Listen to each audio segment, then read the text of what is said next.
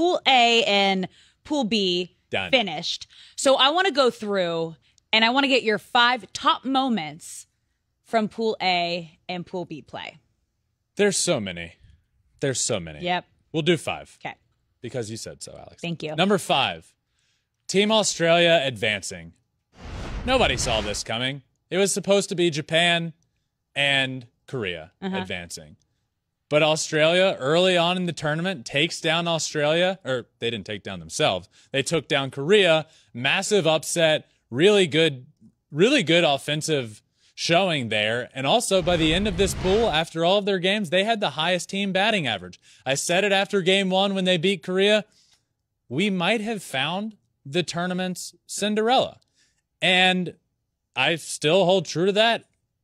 Are they going to advance further than that? I don't know. But the fact they're even here, I think, says a lot about them. The team has been a lot of fun to watch. The way they went about that pool was cool. And for them even advancing, for me, is a top moment so far. And I loved hearing their post-game interview talking about what this means for their country in Australia and the funding for baseball in Australia. And because of this exposure and moving on, it's going to allow the younger generation to have that funding and to have a bigger stage to play baseball in Australia. The fighting roos.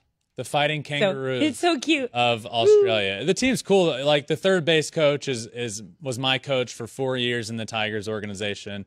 I know some of the pitchers on the team. One of the outfielders was signed. Like, we did outfield drills together for hours and hours. And, like, just to see them out there, not supposed to advance, that you can't tell them that, but not supposed to advance and then getting it done.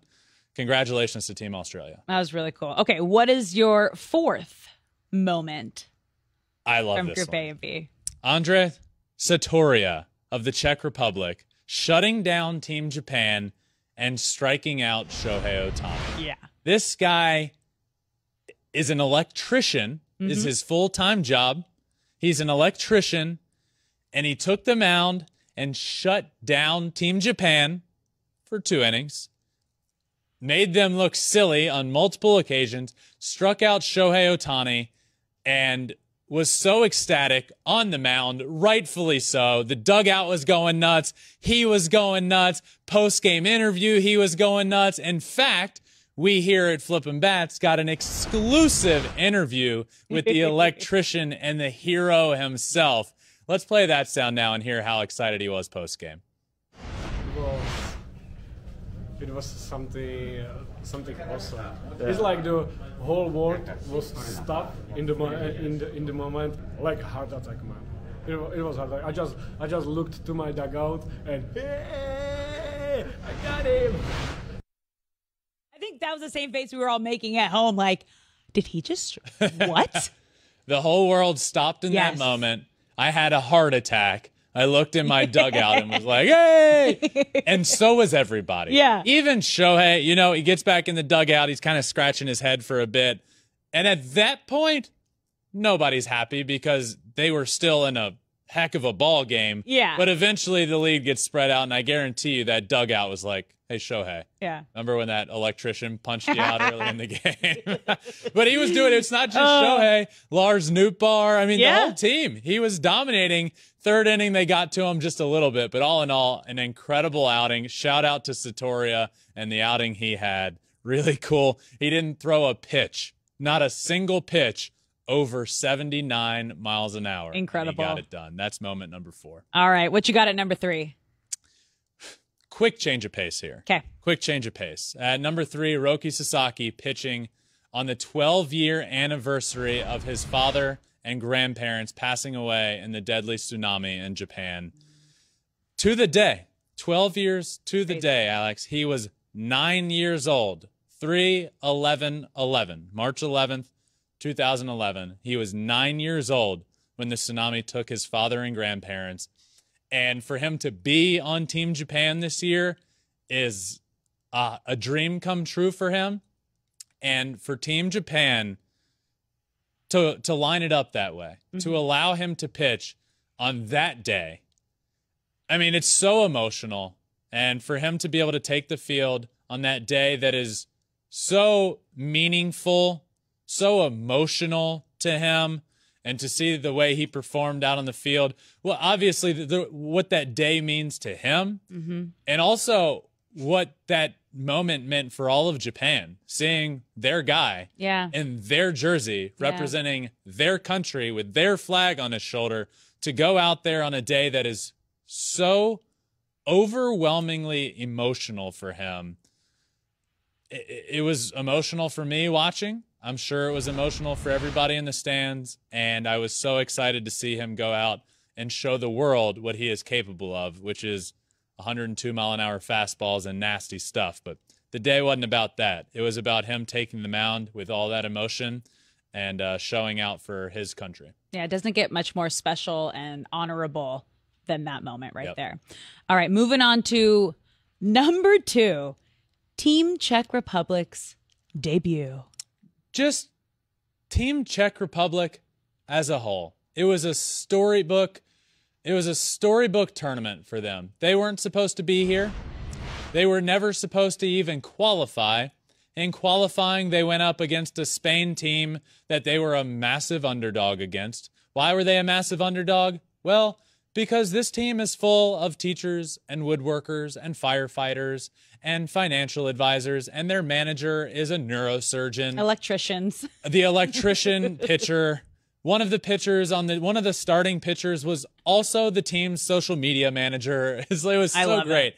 Yet they end up winning that qualifier. They lost to Team Spain early in the qualifier, 21-7, which is what was supposed to happen to them. Yeah. They won the one that sent them here, and then they win their first game of the tournament by hitting a huge mammoth 3-run homer in the 9th inning. They go on to be competitive in pretty much every game they play. The situation when they played Team Japan, just storylines everywhere you look. And at the end of it, it has all come down. It is all finished. They were in it until the very last minute when they lost the last game. We need to make a movie about Team Czech Republic. I was saying it after game 1, and I'm even more so saying it now. The performance they had, it was a storybook Hollywood movie. Now we just have to make it one. The whole team was the best. It was a great moment. I think the world fell in love with Team Czech Republic. That was incredible. Okay.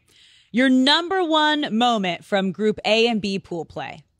Shohei Ohtani strapping on the Team Japan jersey back in Japan for the first time in almost 7 years. Lacing it up for Team Japan again. It was emotional for the entire nation to see him get to go out there representing Team Japan. It was a dream of his as a kid, he said, to hit a home run in the World Baseball Classic. Check. Yep. He did that. Game 1, he pitched, did fantastic on the mound, got a couple of hits. Then he hits the home run later in the tournament, 448 feet off of his face on the scoreboard, way out in deep right center. He was just what he means to the country, what he means to the United States has become so apparent. This guy has transformed the game of baseball. This guy, in the last 2 years, has elevated the game of baseball to new heights. He's been the most exciting baseball player perhaps to ever exist. And what he is doing, being an international player, coming over from Japan, doing what he's doing here, he's brought the two nations, like it almost feels like we have come closer together, all rooting for Shohei Ohtani and them rooting for him over here and us rooting for him in Japan. I know personally, Japan is so near and dear to my heart after my trip. I fell in love with Japan. It was one of the highlights of my life, being able to go over there and experience baseball in Japan. Legitimately, one of the best moments, one of the best weeks of my entire life was going over there. And so many people owe so many cool memories, whether you're here or in Japan, to watching Shohei. Yeah. And seeing him get to go back to Japan and do it in the Tokyo Dome, hitting that home run, it was all, that's the best moment of pool play over in pools A and B.